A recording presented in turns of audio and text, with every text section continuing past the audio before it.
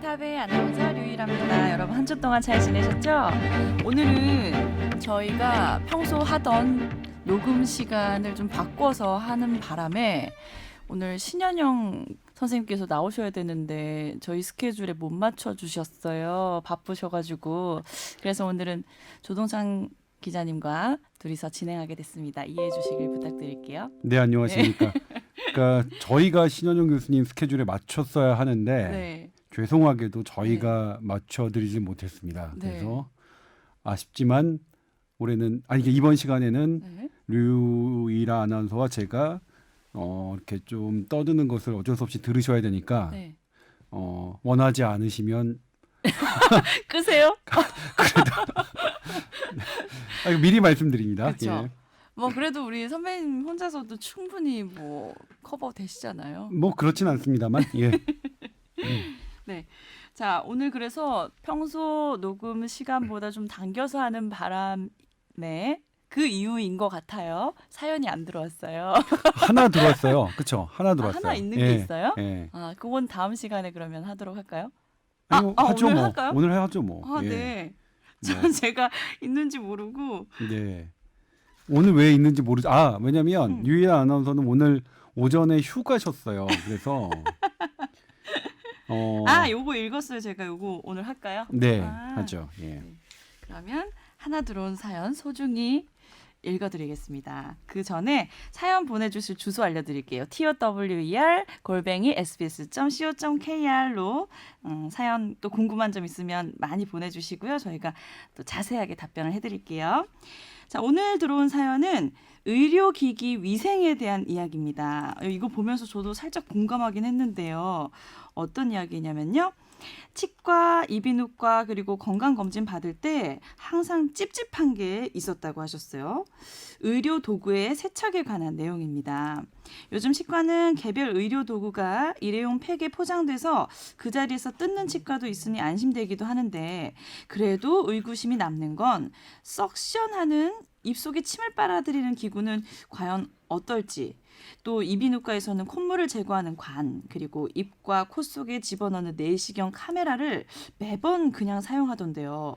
환자가 자리를 비운 후에 바로 세척을 하는지, 하더라도 짧은 시간에 세척하기란 어려울 것 같은데 일회용 도구 같으면 빼서 버리고 할 수 있지만 카메라 같은 경우는 또 어렵지 않나 싶어요. 감기나 간염 같은 경우엔 쉽게 전파될 수 있고 다른 더 위험한 전염병이 있을지도 모르고, 건강검진 같은 경우에도 위 내시경 카메라도 당연히 세척은 하겠지만 얼마나 깨끗할지 꺼리낌 없이 이용할 수 있을지 물어보고 싶네요 하셨어요. 네. 네. 최근에 이제 기억나는 이런 의료기기에 의한 병원 내 감염 벌써 4년이 지났네요. 2015년에 목동 주변이었죠. 다나 의원에서 네네네, 기억나네요. 네. C형 간염 환자가 집단 발병했죠. 네. 그런데 좀 특이한 게 C형 간염이 이제 우리나라에 특이한 많이 분포되어 있는 유전자형이 아닌 우리나라에서 매우 드문 유전자형의 C형 간염 바이러스가 다나 의원을 다녔던 환자에게서 집중적으로 발생한 겁니다. 네. 그러면 이제 일단 그걸 의심해야겠죠. 네네. 뭔가 다나 의원에 뭐가 문제가 있었을 것이다. 그런데 실제로 문제가 있었어요. 그 일회용 주사기를 재사용했는데 네. 이 주사기를 재사용한다는 것은 어떤 사람의 혈액 속에 들어갔던 주사기가 다른 사람의 혈액에 그대로 들어가는 거잖아요. 그래서 혈액으로 옮을 수 있는 질병이 다른 사람에게 옮길 수 있는데 그 질병 중에 주요한 포인트가 이제 C형 간염이었던 거죠. 네. 그런데 당시 이제 이것을 취재하면서 저는 그때 되게 사실 그 당시는 보도하지 못했어요. 그래서 이게 이제 지금에서야 말씀드리지만 주사기 바늘은 교체했습니다. 주사기 통만 그대로 썼어요. 그럼 주사기 통은 사실은 몇십 원 안 하는 거거든요. 네. 그러니까 주사기를 애당초 펼쳐서 바늘은 새 것으로 교체하는 수고로움을 하는데 네. 왜 주사기 통만 그대로 두고 재사용을 했을까? 하는 의문점이 남았고, 그때 당시에는 이게 보도가 안 됐었어요? 네. 그리고 또 하나가 네. 환자들만 그런 게 아니라 의료진, 그러니까 거기 간호조무사, 간호사, 의사 본인도 그렇게 했습니다. 그래서 같이 시형 간염에 네. 있는 것으로 확인되는 조금 얼핏 잘 이해가 좀 안 되죠. 돈 아끼려고 그런 거예요? 근데 이 몇십 원밖에 안 되기 때문에 네. 그러니까 그 당시 저희가 이제 계산을 해봤을 때 한 돈이 목적이었다면 몇만 원 정도, 한 달에 몇만 원 정도 수준이었을 것 같고, 네. 그리고 만약 귀찮아서였다면 그렇다면 바늘도 바꾸지 말았어요. 네. 그래서 이제 거기서 하나가 뭐 팟캐스트니까 말씀드리지만 그 간호조무사와 의료진과 해당 의사와 의사의 부인이 어떤 종교가 같은 거였습니다. 그래서 종교요? 종교적인 영향이 있나 보건당국이 들여다봤는데 네. 그 종교에서는 그러한 지침이 특별히 없거든요. 그런 어떤 행동 강령이나 그 종교가 지향하는 교리에 그런 게 없어서 상당히 여러 면으로 충격을 줬고 여러 면으로 의구심이 들었던 그런 사건인데요. 근데 여기서 이제 조금 잘못 해결된 게 있는데 네. 이분이 중간에 뇌출혈을 앓았습니다. 네. 그리고 뇌출혈을 앓는 동안에 적당한 이제 교육 같은 걸 못 받았겠죠. 의사가 받아야 되는데 의사는 이제 매년 일정 시간 이상의 교육을 받았다는 걸 인증받아야 의사 면허를 계속해서 유지되게 할 수 있는 그런 뭐 아직까지 강제적이지는 아니지만 그런 규율이 있거든요. 아, 네. 근데 이분은 이제 뇌졸중을 앓는 기간에 그 의료 그 교육을 받지 않았어요. 네. 그런데 이제 이분이 그 받지 않는 기간에 어떻겠냐? 다른 사람이 대출을 한 거예요. 아. 그래서 이제 이게 문제가 돼서 이것 때문에 이 사람이 뇌졸중으로 쓰러진 사람이고 대출받은 것 때문에 이런 문제가 생겼다라고 막 어떤 특정 언론에서 보도를 했었는데 네. 근데 이제 사실대로만 말씀드리자면 네. 이분이 뇌졸중으로 쓰러진 기간 동안에 환자 진료를 안 해서 그 기간에 시형 간염 환자가 가장 적게 발생하지 않았어요. 오히려 이분이 왕성하게 활동할 때 오히려 그리고 그런 의료 교육을 대출하지 않고 본인이 직접 가셨을 때 오히려 시형 간염 환자는 많이 발생했거든요. 그러니까 이거의 문제의 근본은 어떤 의사가 건강하지 못한 상태에서 진료를 하는 게 위험하다. 이걸로 그 당시 이제 자칫 결론이 내려질 뻔했는데 그게 아니라 네.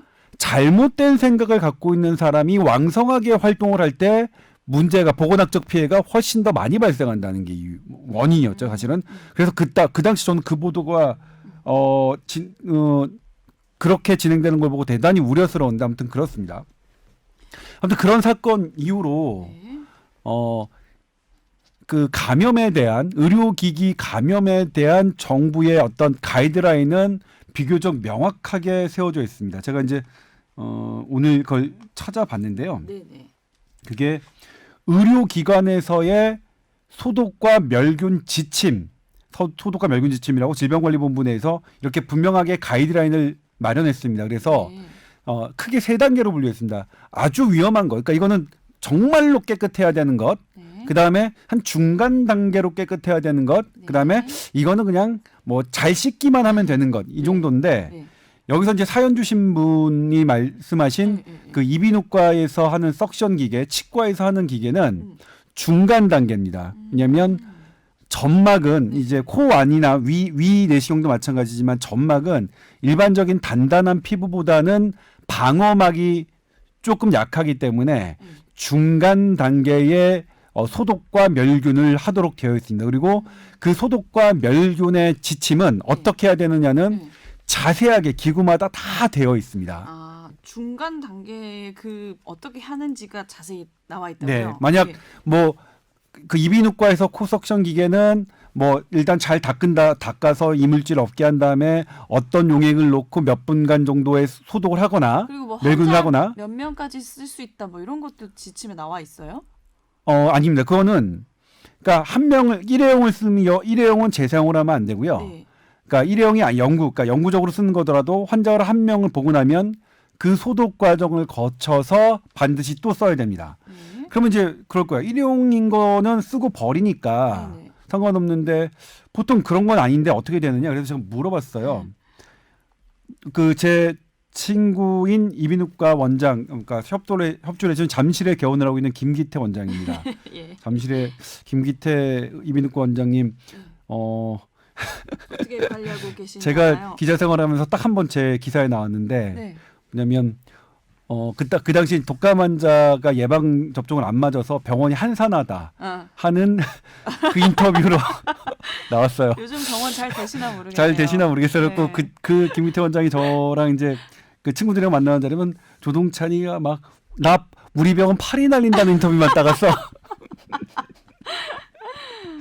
근데 이제 어떻게 하냐고 물어봤더니 네, 참 좋으신 분이네요. 그런 인터뷰 해주시는 거 보니까. 뭐 네. 그때 직접 갔더니 그 당시에는 실제로 팔이 날리고 있었어요. 예. 그러니까 어떤 백신에 대한 피할 수 있잖아요. 그런 인터뷰는. 네, 그래도 뭐 있는 그대로 해야죠. 네. 네, 있는 그대로 해야죠. 그리고 그런 거 이제 좀 안 좋은 현장들은 사실 모르는 분들은 잘 협조를 안 해주시잖아요. 아무튼 네네. 그런데 물어봤어요. 그랬더니 어떻게 하냐면 일회용을 쓰는 병원이 있고 보통 병원 같은 경우에는 석션 같은 경우에는 아예 70개에서 100개 정도를 한답니다. 그래서 계속해서 환자가 올 때마다 한 번 쓰고 치우고 그다음에 다른 걸로 소독된 걸로 쓰고 치우고 쓰고 치우고 해서 그다음에 그러니까 일과의 진료가 다 끝나고 난 다음에 그 질병관리본부 지침에 나와 있는 그 가이드라인대로 소독을 해서 그 다음 날 다시 재사용한다고 얘기를 하더라고요. 그래요? 그러니까 식당에서 숟가락 젓가락 쓰는 거랑 똑같은 거네요. 다 쓰고 설거지 한 다음에 다시 쓰는 거죠. 뭐 그렇죠, 네, 그렇죠. 그래서 대개의 경우는 환자가 그러니까 제가 어렸을 때 이비인후과에 갔을 때는 이러진 않았던 것 같아요. 그러니까 어떤 석션 기구를 어떤 물, 알코올 이런이 담겨져 있는 어떤 곳에 넣고 그 다음에 다시 쓰고 그다음에 제가 저한테 사용하신 다음에 그걸 또 알코올 통에 넣고 그렇게 하셨는데 지금은 그렇게 하면 안 되고 그게 가이드라인이 아니기 때문에 네. 그러다가 적발이 되면 강력한 그 벌칙을 받기 그래야 때문에 될 것 같아요. 이렇게 네. 한다고 합니다. 그래서 만약 그렇게 사용하지 않고 이런 이비인후과에서 나오는 석션이나 아니면 치과에서 하는 기구들도 마찬가지거든요. 그런 것들도 이 중간 단계의 소독과 멸균을 거쳐야 되는 기구로 우리나라가 지정했기 때문에 네. 그런 부분들은 그러니까 뭐냐면 먼저 번에 했던 환자 거를 대충 한번 닦는다고 되는 게 아니더라고요. 보니까 네. 예, 그런 식으로 하시면 그거는 해당 병원에 이의를 제기하실 수 있고 그리고 그런 경우가 이의가 받아들여지지 않는다면 보건당국에 정식으로 신고를 할 수 있는 문제인 것 같아요. 근데 제가 이제 물어본 제 친구 의사들은 이렇게 한다고 하더라고요. 그러니까 이제 물어본 병원은 이렇게 당연히 하고 있는데 이렇게 하고 있는 병원이 대부분이겠죠? 그러겠죠. 그 다니는 병원을 직접 확인해 본 수밖에 없겠네요. 그렇겠죠. 네. 그리고 만약 이렇게 하지 않고 이렇게 얼렁뚱땅 하는 병원이 있다 그러면 네. 신고해 주시고 네. 제보해 주시면 될 것 같아요. 그래요. 네. 예전에 이제 내시경, 그러니까 이게 우리가 눈 뜨고 있는 상태에서는 원칙을 지키는 경우가 많은데 내시경에서 이런 것들의 문제가 좀 있었었죠. 수면 내시경 할 때니까 우리 모르니까. 네. 절차대로 우리 군대용으로 FM대로 네. 닦는 게 아니라 네. 그냥 대충 닦는 것들에 대한 그 문제 제기가 되게 많았었는데 네. 그런 것 때문에 지금은 더 많이 조심을 한다고 해요. 네. 근데 그럼에도 불구하고 이런 원칙에 맞지 않는 그런 기구의 소독 형태를 목격하셨거나 그러면 그건 저희에게 의견을 주셨으면 좋겠습니다. 네. 어쨌든 가이드라인이 정확하게 정해져 있고 어기면은 처벌이 강력하다고 하니까 네. 일단은 의료계를 믿어보겠습니다. 네. 자, 그리고 오늘 본격 주제는 얼마 전에 조동찬 기자님이 취재하신 기사인데요. 자외선 차단제가 우리 이제 날씨가 더워지니까 많이 쓰게 되잖아요. 근데 여기에 네. 일부 성분이 뭔가 호르몬을 파괴한다든지 심지어 암을 유발할 수 있는 건강 문제를 일으킬 수 있다라는 기사를 내셨어요. 그러니까 제가 네. 기사를 낸 거는 아니고요. 네. 이게 미국 자마라고 해서 네. 미국 의학협회 저널입니다. 그러니까 되게 높은 저널이에요. 그러니까 저도 뭐 제가 쓴 논문이 자마에 정말 나갔으면 정말 좋겠네, 정말 좋겠네 할 만큼 네. 이제 거기서 내는데 거기 연구진의 한 부분들이 이제 FDA 미국 FDA의 이 연구진들도 포함되어 있었는데 네네. 이 일단 자외선 차단제가 용법과 용량이 있다는 건 알고 계시죠? 네. 어떤가요? 뭐 이렇게 네, 맞습니다. 콩... 1온스라고 하는데 네, 네. 1온스가 뭐냐면 이 검지 손가락의 가장 네. 끝말이 있잖아요. 네네네. 거기에 이제 선크림을 딱 뿌렸을 때 두 줄로 두 줄로 되는 게 1온스거든요. 이걸 2시간마다 한 번씩 하루 8번 발라주는 게 세계보건기구가 정한 선크림의 용법과 용량입니다. 네네네. 정확하게 맞으셨어요. 잘 알고 계시는데. 제가 그렇게 딱 얘기하려고 했거든요. 그러니까요. 그런데 그러면 왜 이런 용법과 용량이 정해졌을까요? 효과가 있으려고. 그렇죠. 그러니까 이렇게 발라야 네. 그러니까 선크림을 바르는 목적, 그러니까 태양의 자외선이 주는 우리의 그 피해를 줄일 수 있다는 거죠. 근데 여기 하나가 더 있습니다. 이 용법이 나온다는 거는 네. 예전에 저도 이제 하루에 그 류 아나운서는 몇 번 발라요? 저는 그냥 아침에 한 번 바르고 마는 것 같아요. 아, 그래서 왜냐면, 피부가 좋으시구나. 여자들은 네. 이게 뭐지 메이크업을 또 하니까 그 전에는 바르는데 메이크업 후에는 바를 수가 없잖아요. 이게 피부 화장이 망가지니까. 네. 그래서 덧바르는 경우는 잘 없는 것 같아요. 자외선을 우리가 왜 차단해야겠다고 이제 생각을 했냐면 네.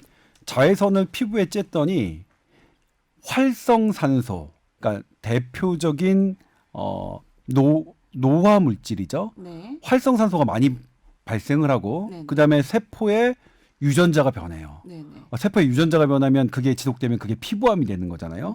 미국에서는 지금도 해마다 150만 명이 피부암 진단을 받고 해마다 8천 명이 피부암으로 사망을 합니다. 네.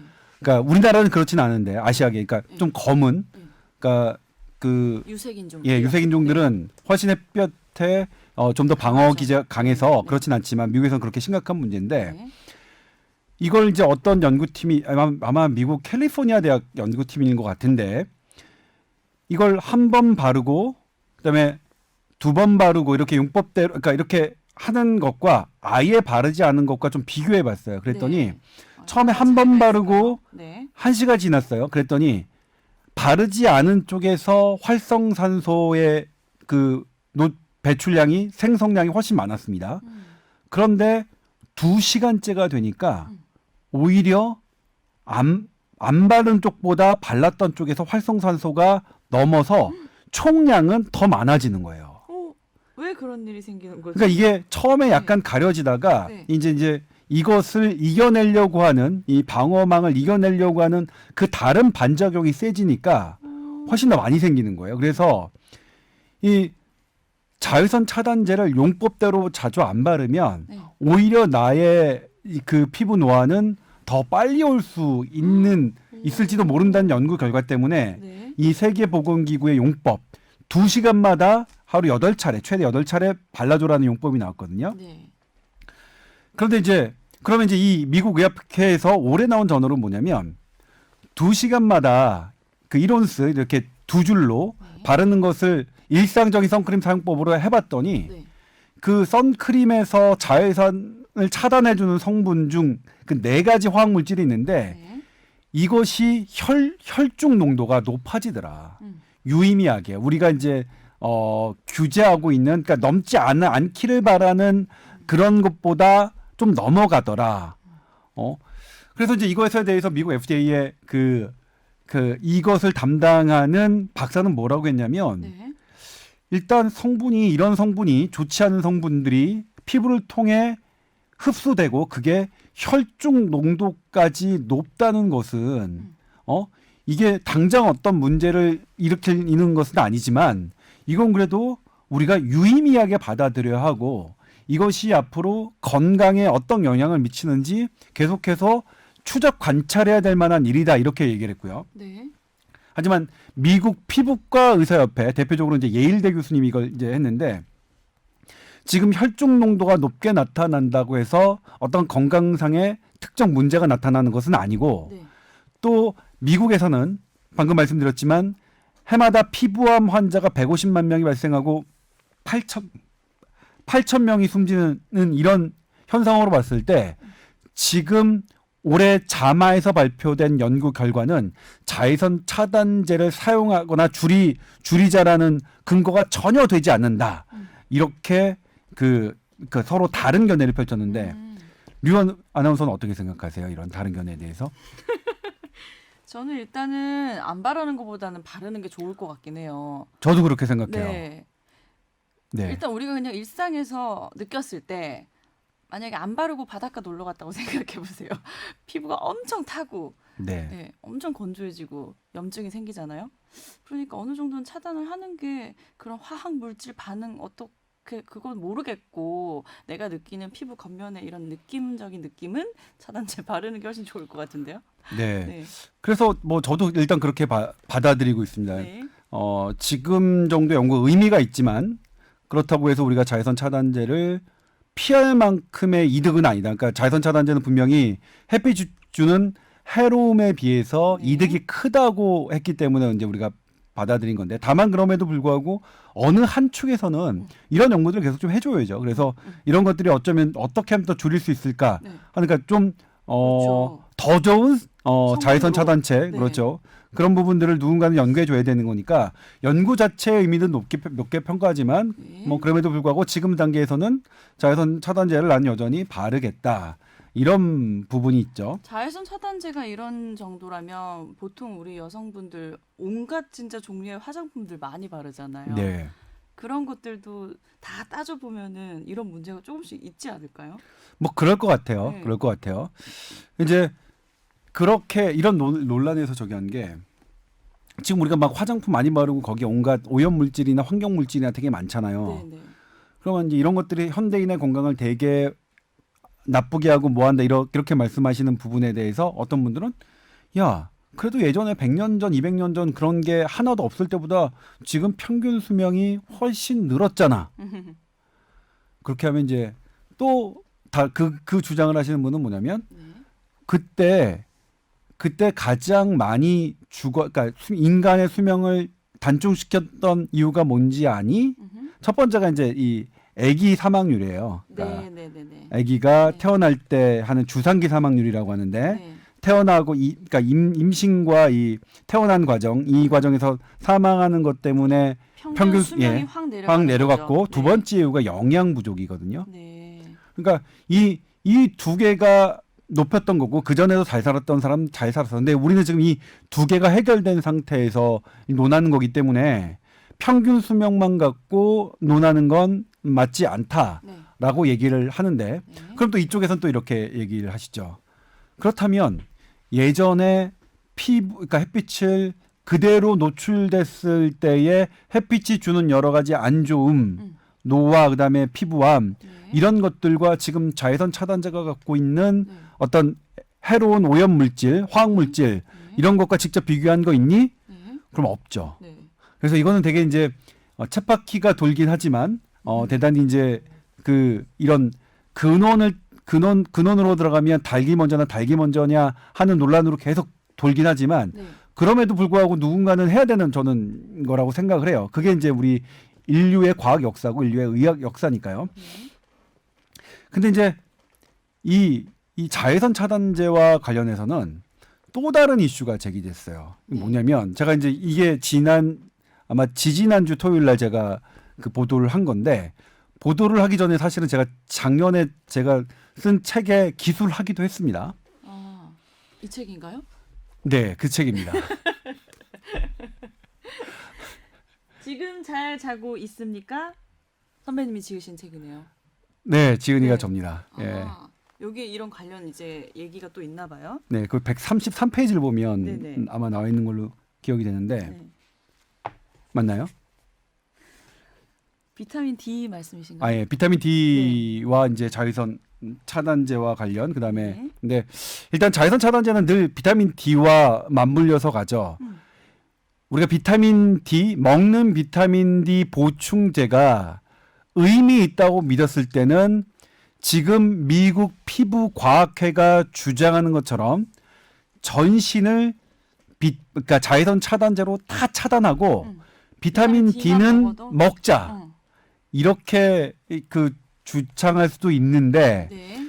근데 이제 점점 연구가 진행해 보니까 대표적인 연구가 제가 이제 책에서 소개했는데 서울대병원과 미국 하버드대 연구입니다. 네. 비타민 D 보충제로는 애당초 이게 갖고 있었던 어떤 항암 그러니까 암을 예방하는 효과나 다른 건강 증진 효과가 잘 나타나지 않는다. 그리고 또 우리나라 이제 삼성 창원병원에서 한 연구도 제가 이제 소개했는데 뭐냐면 비타민 D가 이제 여러 군데에서 관여를 해요. 그러니까 대표적인 게 이제 모든 피부암 환자에서 비타민 D가 떨어져 있었어요. 그러니까 당연히 비타민 D가 여기에 무언가를 관여하다 보다. 그래서 피부암 환자들에게는 비타민 D를 보충하는 그런 요법이 아주 루틴하게 네. 일률적으로 했었는데 막상 그걸 한 10년, 20년 해보니까 비타민 D를 복용한 그룹이나 복용하지 않은 그룹이나 별로 차이가 없더라. 왠가 봤더니 우리가 직접 만들어내는 비타민 D와 비타민 D의 보충제의 효과가 다르더라. 이거 대체할 수가 없더라. 네. 그러니까 이거 과연 선크림을 아까 자외선 차단으로 다 막고 그래서 피부암을 예방하면서 비타민 D 보충제를 먹는 게 이게 100점짜리 정답이라고 생각했는데 그렇게 말할 수는 없게 됐다. 그리고 이제 우리나라 연구에서 뭐냐면 비타민 D가 또 수면하고도 관계가 돼요. 그러니까 정말로 비타민 D가 되게 중요한 건데 비타민 D가 부족한 사람은 잠도 잘 못 자는 거예요. 잠을 못 자서 비타민 D가 부족해지는 게 아니고 네. D가 부족하면 수면 부족이 와요. 그거는 이제 되게 정확하게 짚고 들어오셨는데 그 두 개는 알 수 없습니다. 인과관계를 따진 건 아니고 상관관계를 봤습니다. 근데 네. 이 연구에서는 비타민 D 부족과 수면 부족이 상관관계가 있었다. 근데 우리가 이제 여러 문헌들을 고찰해 보니 이 비타민 D가 부족하면 이 수면이 그러니까 숙면을 못 하게 되더라. 네네. 이런 식으로 이제 결론을 저자들은 이제 상관관계에서 이런 인과관계는 추론을 한 거죠. 네. 왜냐 봤더니 이제 비타민 D가 그 잠에 숙면을 들게 하는 멜라토닌이 제대로 생성되고 활동하는데 많은 그 조효소 네. 돕는 역할을 하는 거예요. 네네. 근데 이제 그 연구에서 또 재밌는 게 뭐냐면 그러면 비타민 D가 부족한 사람들을 봤더니 뭐가 제일 문제였느냐 봤더니 낮에 빛을 못 보는 거예요. 그러니까 비타민 D를 보충제를 먹느냐 먹지 않느냐는 비타민 D 부족 여부와 별로 상관없게 나타났어요. 햇빛을 무조건 받아야 되나 봐요. 그렇죠. 그래서 이제 뭐냐면 비타민 D만을 생각하면 햇볕을 받아야 되고 네. 그런데 미국 피부과 의사협회의 그 방침처럼 햇볕은 분명히 피부암을 유발하는 발암 요소이기도 하고 네. 그래서 세계보건기구는 여지껏 비타민 D에 대한 가이드라인을 이게 설정하지 않았습니다. 그러니까 설정하지 않은 게 아니라 설정하지 못한 거죠. 예?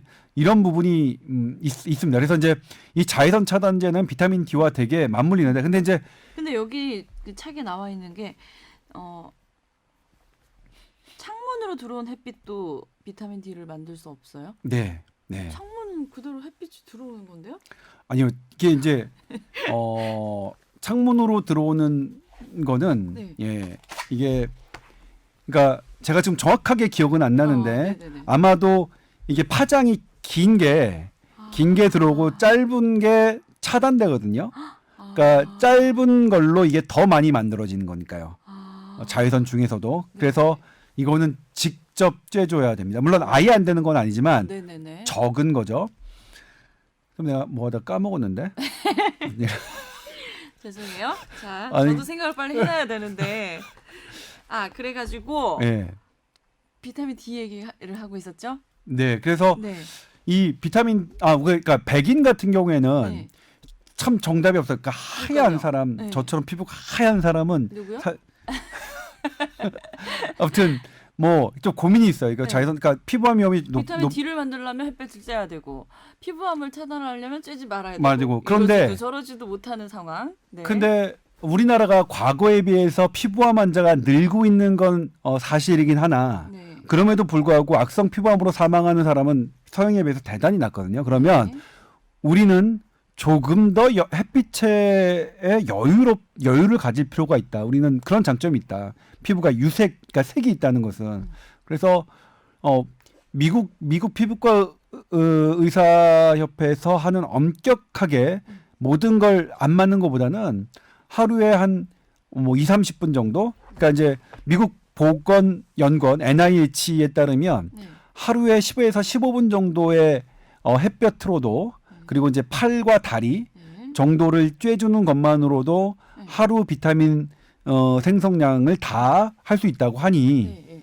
근데 근데 그건 뭐 사람 차이에 따라 다 다르겠죠. 근데 어쨌든 내가 네. 가능한 시간에 네. 좀 여유 있게 네.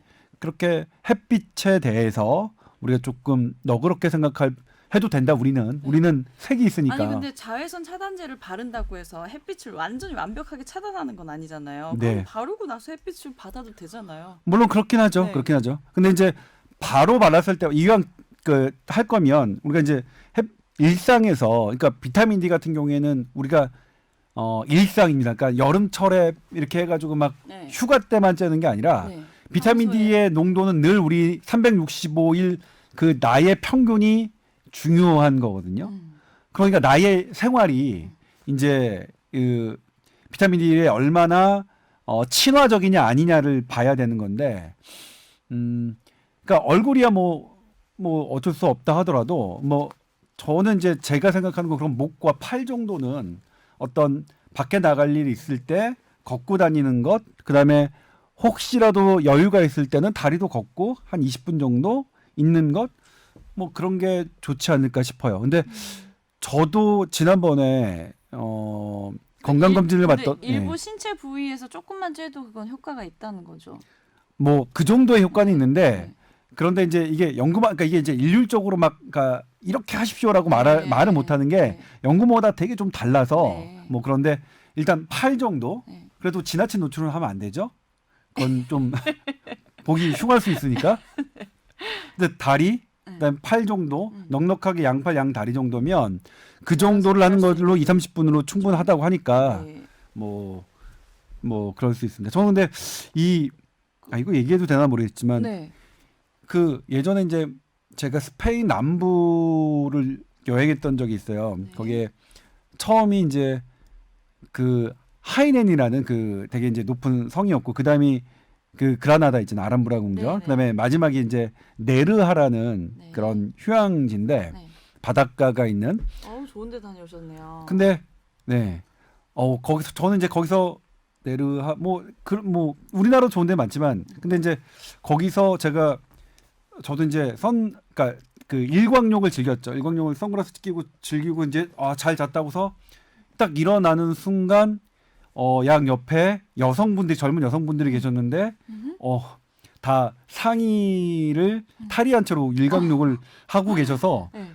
정말로 당황했어요. 정말로 당황했어요. 탈의를 하고 엎드리지 않은 상태. 엎드리지 않은 상태에서. 예. 근데 외국에는 그렇게 많이 하시더라고요. 네, 그러니까 네. 그런 걸 이제 TV나 영화에선 봤는데 네, 네. 실제로 제 주변에서 일어나는 건 저는 처음 겪어봐서 예, 그랬던 기억이 나네요. 그래서 되게 어떻게 눈을 뭐 이렇게 둘 수가 없는 뭐 이런 처음 목격하면 그게 그렇게 당황스럽대요. 근데 나중에는 그게 안 보이고 그냥 자연스러워진다고 하더라고요. 그래요? 오랫동안 거기 사시는 그래요? 분들은. 저는 이제 네. 그 다음부터는 그렇게 두 번째부터는 자연스러울 마음의 준비를 하고 있는데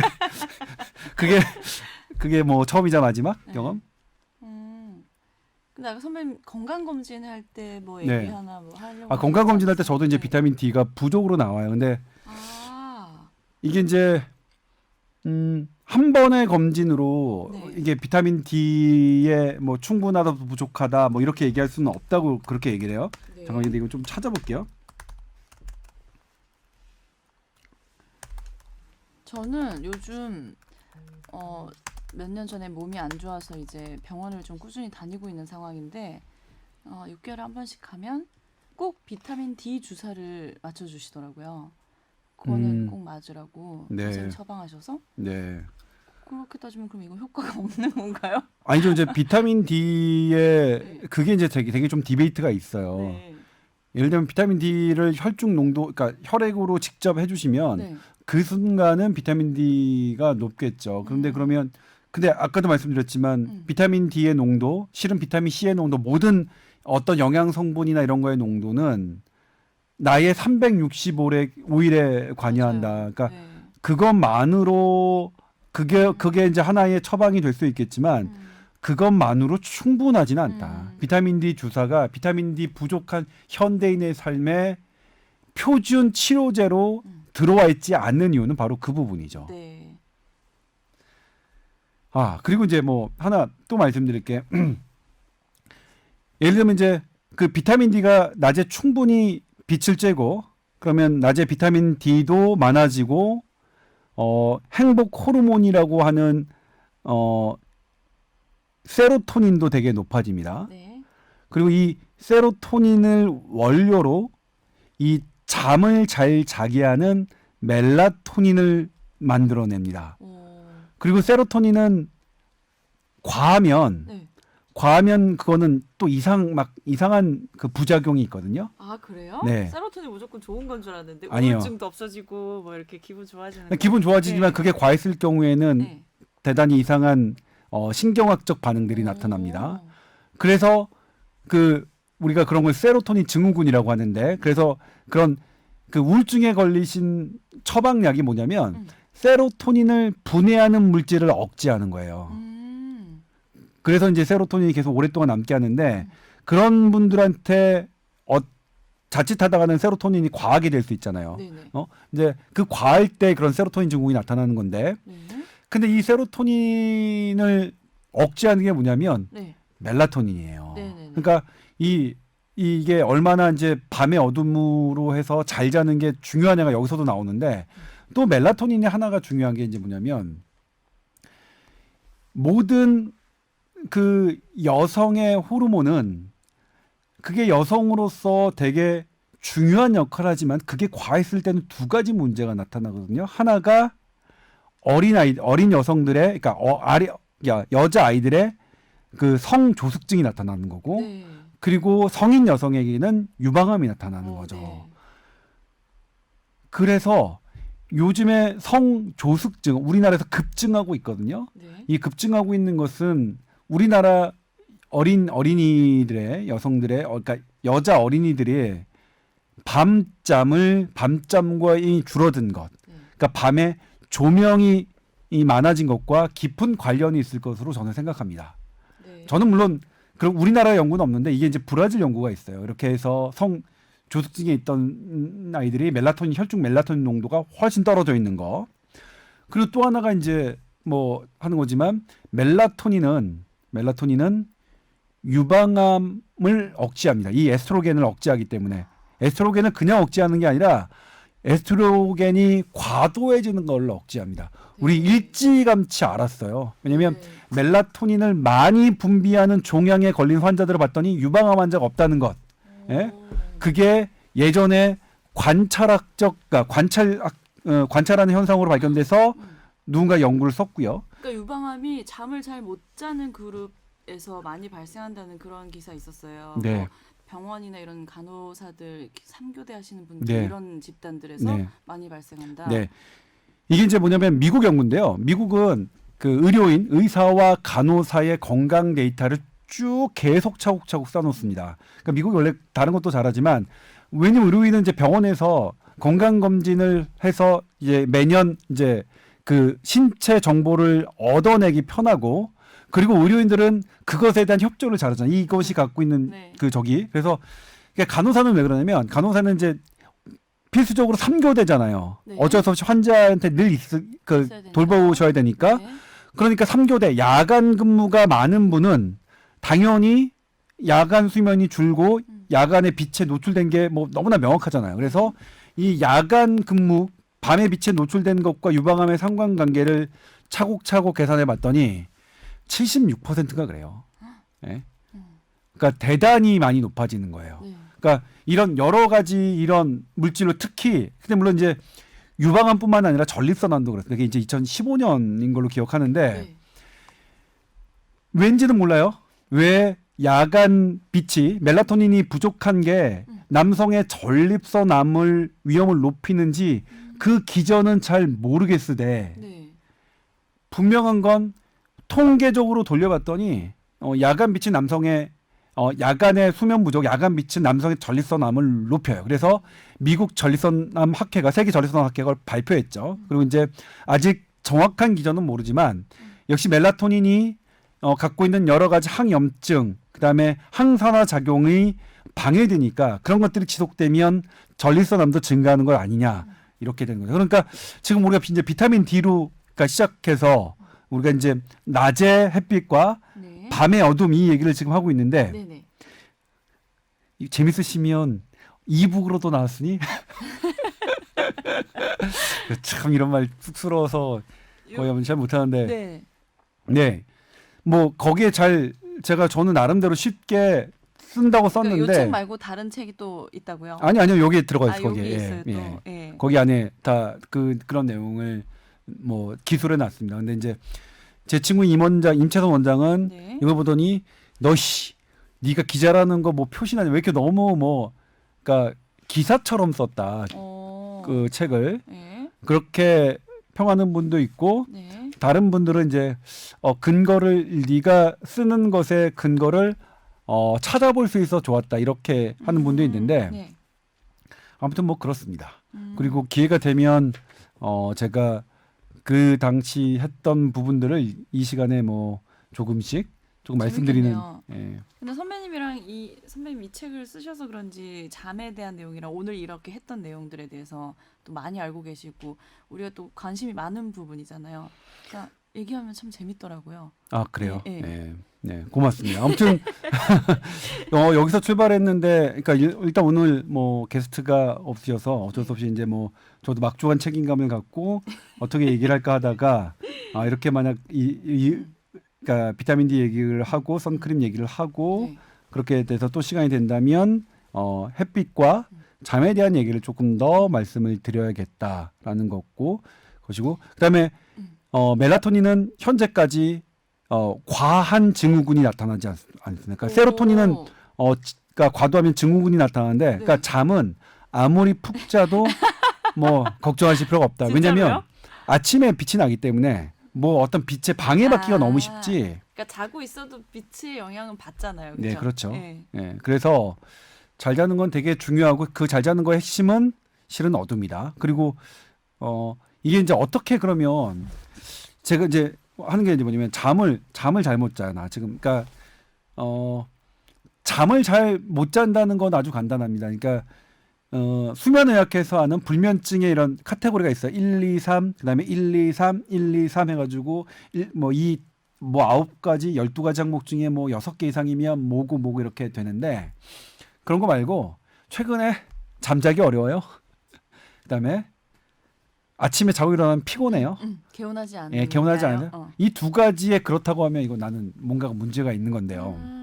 근데 그동안 우리가 수면에 대해서 잘못 알고 왔던 게 뭐냐면 이렇게 한 방에 무언가 예를 들면 어떠한 뭐 동작이라든가 어떠한 약이라든가 이런 걸로 한 번에 해결하려고 해왔던 게 지금은 다 실패했습니다. 네. 안 됩니다. 왜 그러냐면 잠을 우리는 되게 잘 자도록 우리 몸이 설계돼 있어요. 네. 그러니까 잠을 잔다는 것은 나의 방어 시스템이 허물어지는 건데 나의 방어 시스템을 허물 만큼 잠을 자도록 우리 몸이 설계돼 있어요. 정상적인 이런 시스템에서. 그런데 그 시스템이 망가진 거거든요. 잠을 잘 못 자는 거는. 네. 그러니까 그 시스템은 언제 망가지느냐? 나의 평소 건강 상태가 망가졌다는 걸 의미합니다. 그렇기 때문에 건강 상태가 망가졌는데 이걸 단 하나의 너 하루 쉬어. 단 하나의 약물, 비타민 C나 뭐 비타민 D나 단 하나의 어떤 무엇으로 고칠 수 있나요? 그게 틀렸어요. 그러니까 내가 지금 잠을 잘 못 자고 있으면 이건 내가 깊이 내 몸에 대해서 반성을 해야 돼요. 나는 내 몸은 되게 잠을 잘 자도록 그렇게 설계되어 있는데 그런데 내 몸을 계속해서 잘못 사용해서 힘들게 해서 여기까지 왔구나. 다시 가야 됩니다. 천천히 내 몸을 정상화시키는 과정으로 가야 되고 몸을 정상하기 위해서는 나의 습관을 정상화시켜야 되고 습관을 정상화시키기 위해서는 나의 환경입니다. 환경. 먹고 자고 마시는 환경인데 그러니까 이건 이제 크게 개괄적으로 말씀드린 거고 나중에 이제 이런 부분에 대해서 마시고요? 그러니까 물 마시고 뭐 술 마시는 건 뭐냐면 술 마시면 안 된다는 말씀을 그러니까 잘 마신다는 건 뭐냐면 물을 잘 마시는 것과 네. 밤에 술을 적게 마시는 걸 얘기하는 거죠. 네. 이건 저에 대한 반성이기도 합니다. 저에 대한. 예. 그래서 이런 부분 나중에 이제 또 어느 순간에 게스트가 안 나오셔서 저 혼자 우리 둘이 해야 되는 그런 때가 있으면 한번 또 다시 한번 해보겠습니다. 가볼까요? 예. 어쨌든 낮에 햇볕을 잘 받으면 잠도 잘 오는 거고, 그렇죠. 낮에 건강 관리를 잘하면 잠도 잘 오는 거고, 그렇죠. 악순환이 되지 않고 선순환이 될 수 있도록 관리를 그렇죠. 잘해야겠네요. 그렇죠. 그러니까 예. 이게 좀 실제로 실험이 있는데요. 이렇게 수면 패턴이 흐트러진 사람들에게 어떤 처방을 내려봤느냐? 네. 캠핑을 한 거면 니네 자연에 가서 살아. 그러니까 언플러그드 캠핑입니다. 그러면 너무 재밌겠다. 낮에는 햇빛을 쬐지 않을 방법이 없고 네. 밤에는 어둠을 맞이하지 않을 방법이 없어요. 그러니까 이틀 만에 이 흐트러졌던 세로토닌과 멜라토닌의 패턴이 다 돌아왔대요? 돌아와요. 네. 돌아오기 시작해요. 물론 이틀만으로 모든 게 해결된 게 아니에요. 네. 돌아오기 시작한다. 그러니까 이걸 우리가 그렇게 하는 거니. 그러니까 근데 이틀 만에 우리 몸이 돌아오기 시작하는 건 얼마나 반가워요. 그래서 그런 걸 그러니까 이틀 만에 반응을 보인다. 우리 몸이. 그러니까 그거를 일주일, 열흘. 근데 그러다 좀 사회생활하다 보면 깨질 수도 있겠죠. 네. 그러니까 뭐냐면 내가 가능할 때 나는 계속 돌려놓는 식으로 그렇죠. 그렇죠. 방법을 써야겠네요. 너무 졸려가지고 낮잠을 한 번씩 잘 때가 있잖아요. 네. 낮잠을 잘 자고 일어나는 날 되게 개운한데 그날 밤에는 잠이 또 안 와요. 네. 그런 거는 뭐 일시적인 현상이니까 수면 장애까지는 아니겠죠. 네. 근데 이제 뭐냐면 왜 낮에 졸리느냐. 네. 그러니까 세로토닌이 지배해야 되는 시간이 왜 낮에 졸리느냐. 네. 그건 밤에 못 잤다는 증거거든요. 네. 그러니까 낮에 졸리면 그러니까 특히 또 뭐냐면 낮에 뭐 잘 잤다고 느낄 수 있지만 실제로 낮잠을 뇌파로 측정해 보면 깊은 잠까지 잘 대부분 못 가요. 네. 그리고 한 가지 더 말씀드리자면 지금까지 개발된 수면제 프로포폴이라 하더라도 가장 깊은 수면까지 지금 우리가 측정해 본 적이 없어요. 네. 그러니까 얘기했던 대로 이런 부분들은 우리가 잘 잤다고 하는 낮잠, 잘 잤다고 하는 수면제의 잠은 실제로 깊은 잠이 아니다. 밤에 자는 잠만큼 깊이 안 네. 내려가네요. 그리고 게다가 그 잠들이 네. 낮에 이루어지면 밤잠을 또 설치게 설치기 때문에 네. 그 다음 날 피곤해요. 또 깊지 않은 네. 잠을 자게 되고 또 밤잠을 설치고 그러니까 뭐냐면 햇빛이 있으면 세로토닌 활동해야 되니까 안 맞는 거야 이게. 그러니까 우리는 뭐냐면 햇빛과 어둠은 인간은 이길 수가 없게 돼 있는 거야. 이 우리 그쵸. 몸의 흐름은. 네. 그러니까 밤낮이 바뀌는 생활은 있을 수 없다. 그러니까 네. 그러니까 이게 어떤 사람에 따라서 아침형 인간, 저녁형 인간, 약간 네. 이런 사람, 늦은 사람 그 정도 있어요. 한두 시간 시차는 있어도. 그렇죠. 네. 그건 우리 이제 유 아나운서가 정확하게 그게 한두 시간 정도예요. 네. 길어야 2시간, 1시간이지 밤낮이 바뀌는 거는 그것에는 우리가 장사 없다. 그래서 이제 뭐 이렇게 하면 이제 3교대 근무하는 분들 어떻게 해야 되나 이런 그러니까요. 뭐 하죠. 그러니까 저도 새벽 방송을 오랫동안 했거든요. 매일 4시에 일어났어요. 그래서 건강이 너무너무 안 좋아졌었잖아요. 네. 그런 영향도 있겠네요. 확실히 그러네. 있죠. 네. 네. 그럼 이런 분들은 어떻게 해야 되나요? 그러니까 이런 분들에 대한 이 정말 문제예요. 이게 이제 저희가 대책이 사실상 내놓지 못하고 있는 거죠. 어쨌든 뭐 밤에 할 수 있는 시간 근무하는 거를 최대한 줄여야지. 한 달에 뭐 7번이었다면 한 달에 여유가 되면 한 달에 5번 이내로. 그러니까 그러려면 이제 인력을 늘리는 수밖에 없는 거죠. 그리고 밤에 어떤 실제로 일하는 인력을 최소한으로 하는 그런 수밖에 없다. 그러니까 낮에 밤에 자는 시간만큼 자더라도 이 밤낮이 바뀌는 거는 안 된다는 거죠. 네. 그 빛의 영향 때문에. 네. 그리고 햇빛이 자연광이 주는 만큼의 세로토닌을 활성화시킬 수 있는 다른 게 없습니다. 그러니까 오히려 낮 동안에 아예 그러니까 기장님들 아시죠? 기장님들 그러니까 승무원들은 그렇게 하신다고 하더라고요. 제가 이제 어떤 분이 이 책을 읽고 저한테 이제 이렇게 메일을 주셨어요. 자기 승무원인데 네. 그러니까 항공기를 그러니까 그 기장이라고 하시나요? 그러니까 기장은 아니고 부기장이신데 자기도 운행할 때 원래 그랬대요. 가면 아예 가자마자 그 다 낮에 어둡게 한대요. 그러니까 내 패턴이 멜라토닌이 분비되는 패턴에 맞춰서 빛이 있으면 무조건 안 돼서. 근데 그렇게 하는 게 하나의 방법이긴 하는데 네. 그렇다 하더라도 이제 뭐가 해결이 안 되면 태양광이 해결이 안 되는 거예요. 근데 그건 있죠. 그런 분들의 하나의 이제 중간 단계로서의 대책은 본인이 아침에 낮에 잘 때 아주 어둡게, 완전히 어둡게 네. 하나의 그다음에 이제 이렇게 이 세로토닌이나 멜라토닌을 방해받는 게 그 붉은 블루라이트라고 하죠. 네. 그게 이제 뭐냐면 블루라이트가 빨주노초 파남보 중에 파남보예요. 파남보는 네. 뭐냐면 파장이 훨씬 더 짧아서 에너지가 크거든요. 네. 그러니까 자외선은 더 크고 네. 그래서 그런 불빛조차도 핸드폰 불빛, TV 불빛 이런 불빛도 다 없는 상태에서 잠을 주무시는 게 네. 아직 정답은 아니지만 중간 단계로서 하나의 뭐 대책이라고 할 수 있을까? 그러니까 근원적인 건 최소한 하시는 게 맞는데 이제 그게 이제 현실적으로 그 대책을 갖고 있는 나라는 없으니까 그게 좀 네. 문제긴 한데 예. 네. 그렇네요. 네. 잠을 좀 잘 수 있을 때 좀 충분히 주무시고 뭐 평일날 잘 못 주무시는 분들 주말에 몰아 주무시는 거는 어떤가요? 아니 네. 그것도 연구가 돼 있는데 네. 주말에 몰아 자는 건 그러니까 우리가 수면 비지라고 하잖아요. 네. 빛. 그 DEBT라고 해서 B가 묵음이에요. 대신 그랬군요. 네. 몰랐네요. 슬립 데이시라고 하는데 네. 이게 주말에 몰아자면 좋아요. 보니까 이제 이게 혈압 환자와 혈당 환자한테 해보니까 네. 혈압이 떨어지고 혈당이 낮아져요. 근데 어떤 경우에는 그게 더 악화되는 경우도 있어요. 그래서 그래요? 따져봤더니 네. 이게 자는 건 좋은데 내가 월요일 날 다시 일상으로 돌아왔을 때 그 리듬을 깰 만큼 너무 많이 자면 안 좋더라. 그럼 그게 어떡하냐. 이건 2-2만 기억하는 이 투투 법칙이라 하는데 네. 내가 평소에 일어나는 시간에 2시간을 넘지 않게. 그러니까 평소에 7시에 일어나셨다면 9시 이전에. 그다음에 내가 평소에 잤던 시간보다 2시간 넘지 않게 7시간을 주무셨다면 9시간을 주무셔라.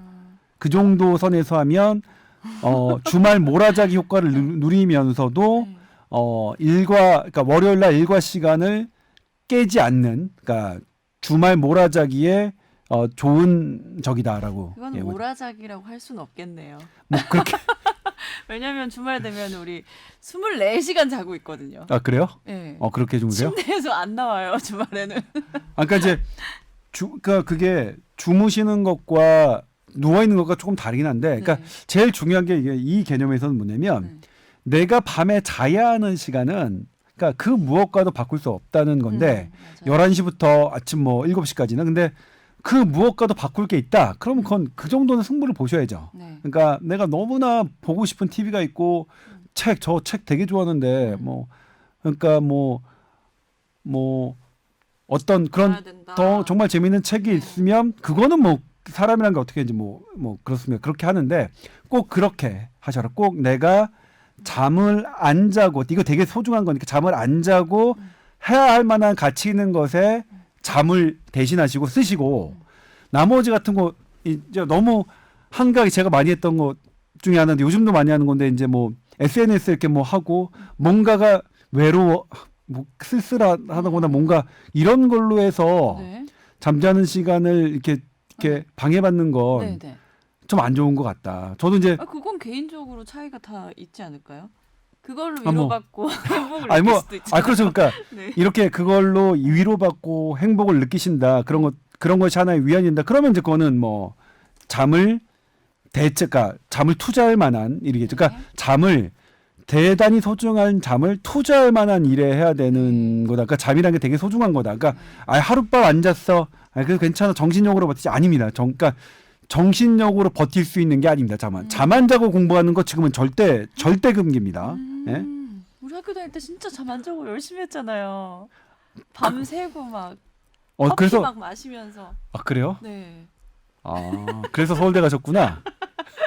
저는 그렇게 안 해서 서울대 못 갔어요. 같이 공감해 주실 줄 알고 한 얘긴데 이렇게 배신을 하시는. 제가 어떻게 서울대 나온 분하고 같이 공감을 하겠어요. 네. 넘어갈까요? 이 부분은? 네. 근데 지금은 네. 여러 측면에서 그런데요. 그러니까 기억력에서 그렇습니다. 이게 기억력과 이제 두뇌를 쓰는 그런 회전력이 잠을 잔 것과 자지 않은 것에서는 엄청난 차이가 납니다. 그렇죠. 그리고 잠을 충분히 자야 이걸 내가 기억할 수 있는 뇌로 이게 신호를 보냅니다. 이거 밝혀졌어요. 그러니까, 네네네네. 그러니까 내가 어떤 걸 잔뜩 외웠어요. 잔뜩 외우면 그걸 푹 자야 그게 나의 오랜 기억으로 맞아. 남습니다. 네. 신기하다. 그렇죠. 잠이라는 게. 네. 비타민 D 얘기해서 잠 얘기만 하네요, 이거.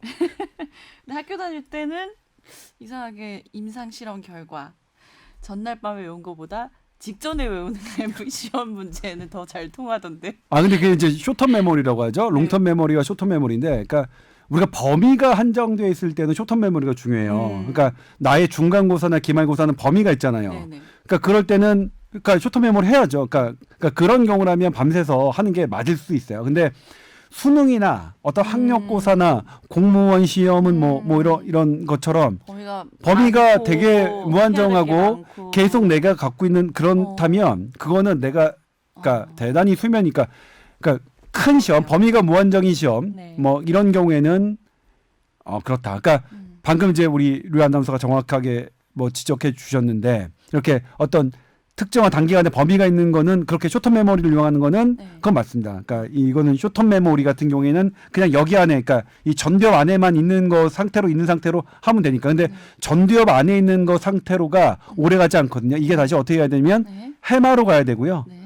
해마는 뭐냐면 치매 환자들한테서 공통적으로 작아져서 네. 이게 기억력과 인지 기능에 어떤 영향을 주는 거나 해서 기능이 밝혀진 건데 네. 해마로 가고요. 네. 이 해마에서 있다가 다시 전두엽으로 와야 이게 네. 나의 그러니까 오랜 기억이 되는 거거든요. 해마로 갔다 안 오면 그냥 다 까먹는 거죠. 바로. 그렇죠. 네. 그렇죠. 그러니까 전두엽에만 있다가 해마로 안 가면 이게 까먹는 거죠. 네. 그래서 이제 우리 그렇잖아요. 많이 경험해 보셨겠지만 네. 시험을 보고 나면 하나도 생각이 안 나는 경험 못 예. 해봤는데요. 저는 그때 어떤 생각이냐면 이제 의대 다닐 때 그랬는데 네. 막 이렇게 제 짧게 그렇게 해요. 그래서 시험을 딱 보고 나서 되면 그 다음 날 되면 하나도 기억이 안 나는 거예요. 근데 내가 어떻게 그걸 다 풀었지? 그러니까요. 그러니까 우리는 그랬거든요. 시험에 그걸 다 쏟아냈다. 네. 머리에 있는 걸 다 쏟아냈다. 막 그렇게 표현했는데 네. 아무튼 학생들이 길게 공부하는 데는 그렇습니다. 잠을 잘 자는 네. 것도 우리 학생들에게도 꼭 필요한 일이네요. 그리고 네. 또 있어요. 그러니까 이 쇼텀 메모리가 뭐냐면 보통의 이제 하루 이틀 정도를 그러니까 하루 이틀도 안 된다고 우리가 여기는데 네. 만약 내가 일주일 후에 뭐 물리학 시험이 있어요. 그럼 내가 일주일 전에 공부한다. 그러면 이때는 어떻게 해야 돼요? 자야죠. 잘 자야죠. 네. 그거는 이제 내가 전날에 네. 어떠한 부분에 이런 거의 문제지 네. 실은 잘 자야 됩니다. 네. 예. 잠이라는 게 우리 뇌 건강에도 영향을 미치고 온갖 진짜 그러니까 건강에 많이 관련돼 있는 것 같아요, 그렇죠? 네, 그렇죠. 네. 그러니까 왜냐하면 우리가 잠을 자게 하는 기전이 우리의 신체에 있는 거. 왜 우리는 잠을 그러니까 이거 또 이게 길어지는데 또 한마디 말씀드리면 우리의 모든 이 신체의 반응은 네. 네거티브 피드백이 있어요. 음성 피드백이라고 하는데 이게 뭐냐면 내가 혈당이 올라가면 네. 우리 몸은 혈당을 낮추려고 노력을 하고요. 네. 너무 낮아지면 다시 그걸 해서 높이려고 하죠. 혈압도 마찬가지입니다. 혈압이 올라가면 네. 올라가는 걸 낮추려고 하고 혈압이 또 낮아지면 낮아진 걸 하는 이런 음성 피드백 때문에 우리는 어떤 일정 농도에 도달하는 거고 이 음성 피드백은 우리 몸을 보호하는데 항상성을 유지하는데 대단히 중요한 개념이죠. 네. 그런데 잠은 어떻게 하냐? 잠을 만약 음성 피드백이 하면 내가 졸릴 것 같으면 음성 피드백이 작용해서 깨야 하고 네. 깨면 다시 졸려서 잠이 들어야 되고 다시 잠이 들 것 같으면 다시 깨야 되고 이런 게 왔다 갔다 해야 되잖아요. 근데 네. 그렇지 않습니다. 잠은 이 피로물질이 한번 오기 시작하면 이 잠이 오는 게 또 잠을 유발해서 잠이 되는 거거든요. 네. 그러니까 졸릴 때 우리 생각해 보면 잠이 한 번 더 계속 촥 막 그러죠. 끝도 없이 졸립죠. 양성 피드백이에요. 아주 드물게. 희한하네요. 네. 예?